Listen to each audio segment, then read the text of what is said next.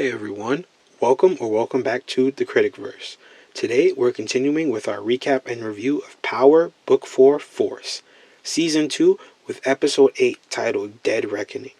Now before we get to the video, don't forget to like, comment, and subscribe to follow along as I continue covering the rest of the season, to keep updated on all things Critic-Verse and to help me reach my current goal of 500 subscribers.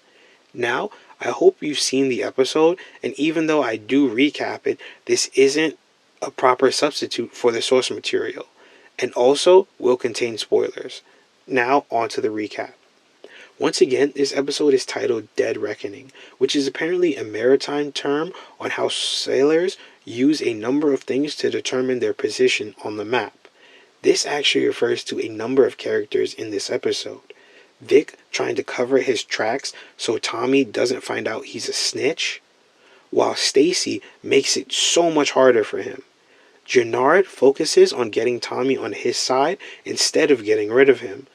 Tommy uses the coalition and his relationship with Maria to get close to the cartel, which puts him at odds with Miguel and Maria. And a loss in Diamond's life reaffirms who he really is. The episode begins with Tommy and Vic making their kill look like a robbery, and they search Vic's car for a tracker, and Vic plays like he found one inside his car. Tommy searches his place for bugs only to wake up Maria, who informs him about a quinceañera for Chet's daughter. Diamond promises Leon's mother that he won't negatively affect Leon, and boy will that go wrong. Vic is picked up by Detective Bobby and brought to Mark's, where she questions him on Vargas's death, but he feigns ignorance, but Marks fails to see how this is her fault. Tommy proposes two plans to Diamond at the barbershop: bringing another gang called the Sons of Destruction into the coalition, which Diamond shuts down because they've been beefing for a while, and also meet face to face with Chet at the quinceañera, another plan that Diamond shuts down, not wanting to alert Miguel of Tommy's intentions. Marks then pulls up on Tommy to put her cards on the table, accuses him of Vargas's death, and shows him photos of him with Maria as a threat, threatening that she might tell Miguel so he'll take Tommy off the board for her. Tommy checks up on Vic, and Vic uses the opportunity to place suspicion in Gennard's direction. Miguel meets with Chavo, head of the DSDs, trying to make him a customer of him, seeing as the Serbs have been cut off. But Chavo reveals he's with Tommy, to which Miguel reveals Tommy gets product from him already, which makes DSD Miguel's customers, but not through him, through Tommy, which really pisses Miguel off. Tommy is then shown threatening Gennard about working with Claudia Flynn, and Gennard notes it's clear he's not working with Claudia, leaving Shanti out of the statement, but making it clear to us, they're saying that, somebody is working with him, but it's not him. The Serbs confront Claudia on her new venture, and they want a cut in exchange for their protection services, and then threaten to take it away if they don't get that cut. Leon and Gianni come to the barbershop to tell Diamond that Leon is going to be on the news to talk about his anti-gang violence initiative, and want to go over his speech with Diamond around the same time that the SD meeting takes place. But Diamond agrees anyway. Cut to the meeting, Gennard meets with Tommy and Vic instead of Diamond, and as the meeting goes down, the Serbs show up to finish this, but end up retreating anyway, but not before Gennard saves Tommy's life. Leon goes over his talking points, and in a moment of bonding, Diamond teaches Leon how to tie a tie and tells him that he's proud of him, and offers to take Leon home. After the car ride, Diamond and Leon continue going over interview tactics, and as Diamond is walking back to his car, Leon is confronted by two thugs, but Leon beats one in a fist fight, but in his moment of celebration, gets shot when his back is turned. Diamond calls for 911, but unfortunately, it doesn't look like they'll make it in time. Leon's mother arrives to find her son under a sheet and blames Diamond in all of her grief. Shanti reveals that she's now in bed with the Serbs because they're in bed with Claudia, and Jannard tells her to pull out, but Shanti says that she actually has another idea. At the quinceañera, Miguel admits to Abuela she was right about Tommy, and she advises him to put Tommy down. But speak of the devil, Tommy shows up with a gift, and Chet notices the commotion and introduces himself. And while Tommy lays on the charm, Maria leaves pissed off, and he follows. The couple then argue in the parking lot, and Maria believes Tommy used her to get to Chet, but is also worried Tommy will get them both killed, and not wanting to get caught up between Tommy and her brother.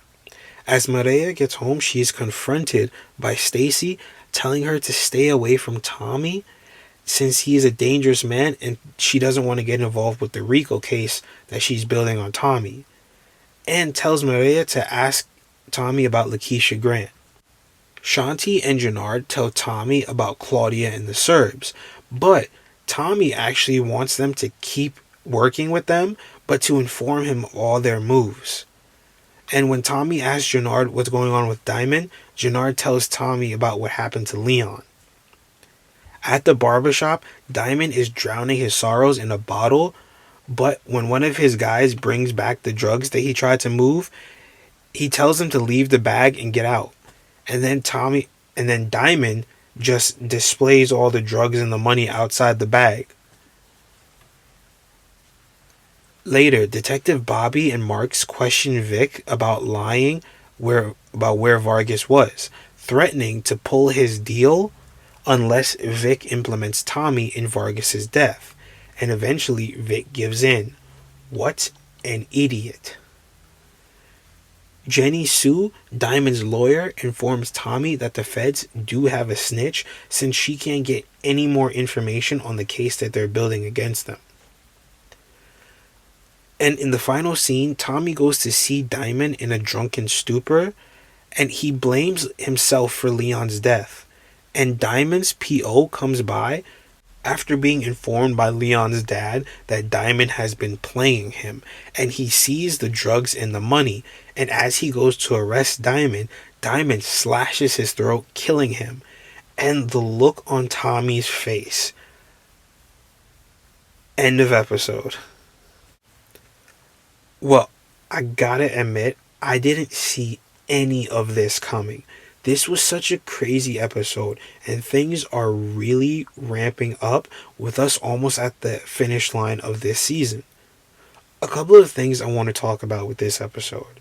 Stacey Marks is really trying her best to overthrow Claudia for the most annoying character in the show. And she's really delusional for not seeing that her pushing Vic with all of this surveillance is what caused her guy Vargas to be killed. And a lot of her approaches are extremely unethical, which her husband keeps telling her about it, but she keeps pushing past it because she sees it as her getting results. Vic Flynn is an idiot for working with the feds in the first place, but for also implementing Tommy in Vargas's death just to cover his own ass. I mean, sure, Tommy told him to do it to prove that he wasn't a snitch, but then again, he's a snitch. Mirkovic is also an idiot when he pulls up on Tommy's meeting with the gang that he used to supply with only 7 guys and then ends up losing 4 of them and pushing the gang right into Tommy's hands. But I also think Tommy has really overplayed his hand in this episode.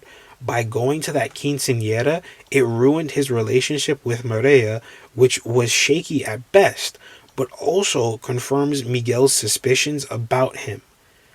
This episode also sees the return of Kate and JP. Kate was gone for 2 episodes and JP was gone for 1. And while JP lectures Kate on pulling herself together, she was in a similar state to what he was in the previous episode that he was last seen. So I kind of find it hypocritical. But I mean, Kate was already an addict. Maria also believes her brother will kill her for being with Tommy, and that feels like it comes out of nowhere because before she was only worried about Tommy's safety. But who knows with that family. I gotta say, Leon's death was really sad and caught me by surprise. But looking back throughout the episode, they were really waving the death flag for him the entire time. And I just didn't see the signs. But what really shocked me was Tommy's face when Diamond kills his PO. I mean, it was almost like he was enjoying it. Because he was seeing the old Diamond come back. But I really don't know what's going to happen next. And I can't wait to see what does happen. But anyway, that's all for this episode. Thanks for joining me in the Critic-Verse, and I'll see you next time.